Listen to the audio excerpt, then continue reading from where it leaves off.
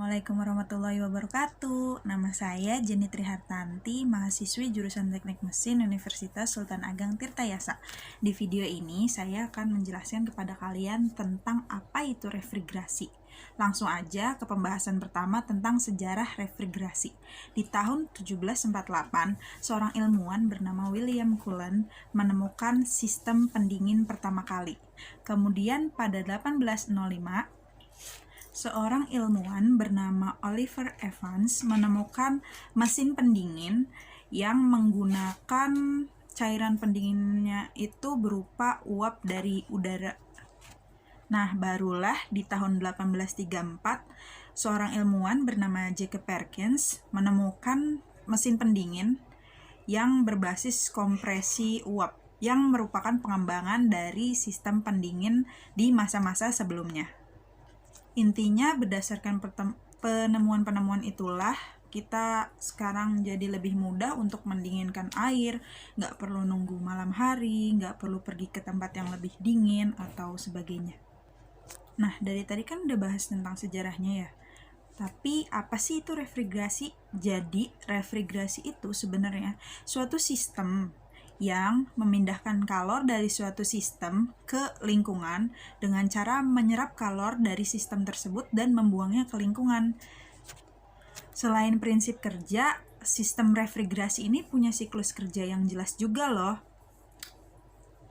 Siklus kerja dari sistem refrigerasi ini dimulai dari masuknya udara panas beserta uap dari refrigeran yang diuapkan oleh evaporator ke kompresor. Dia masuk dan dikompresi.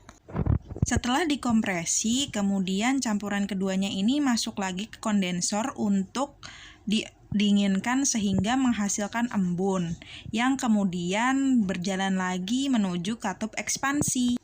Refrigeran yang telah diekspansikan masuk lagi ke dalam evaporator, kemudian refrigeran menguap dan bercampur kembali dengan udara panas untuk melakukan kerjanya kembali dalam satu siklus. Nah, yang selanjutnya kita akan bahas tentang diagram pH dan diagram TS. Apa sih? Kenapa sih diagram itu ada di pembahasan sistem pendingin ini? Nah, penjelasannya kita ikutin aja. Ada diagram pH. Nah, di diagram pH ini bisa dilihat ya. Proses 1 ke 2 ini namanya proses kompresi. Kan bisa dilihat ya dari titik 1 ke titik 2 itu terjadi kenaikan tekanan tuh yang gini, yang bentuknya seperti itu ya.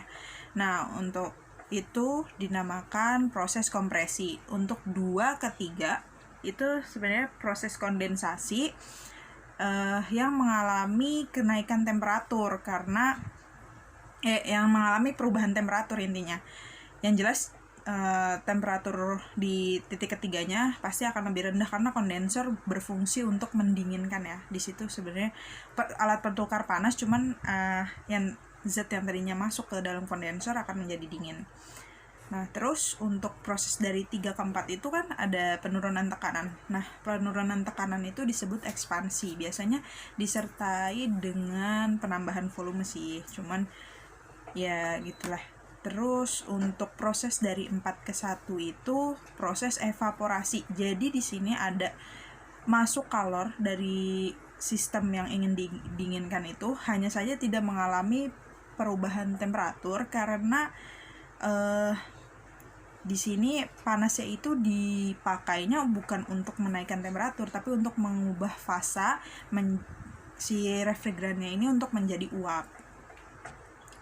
Nah, selanjutnya itu ada diagram TS. Nah, di diagram TS ini pasti nanti ada nama proses yang disertai kata isentropik. Sebenarnya isentropik itu apa sih? Keadaan di mana S atau entropi di keadaan awal sama di keadaan akhirnya tuh sama gitu loh. Jadi S1 sama dengan S2, S3 sama dengan S4, itu namanya, kalau 1 ke 2 kan namanya kompresi ya, proses kompresi. Jadi di situ disebut kompresinya itu kompresi isentropik, di mana tidak terjadi perubahan entropi di dalamnya. Nah, untuk 2 ke 3 yang tadi saya sebutkan sebelumnya di diagram pH, di kondensor itu terjadi penurunan temperatur dari temperatur masuk kondensor menjadi temperatur keluar kondensor. Nah, selanjutnya proses 3 ke 4 itu dinamakan ekspansi. yang ekspansinya di sini ditambahkan dengan kata isentropik.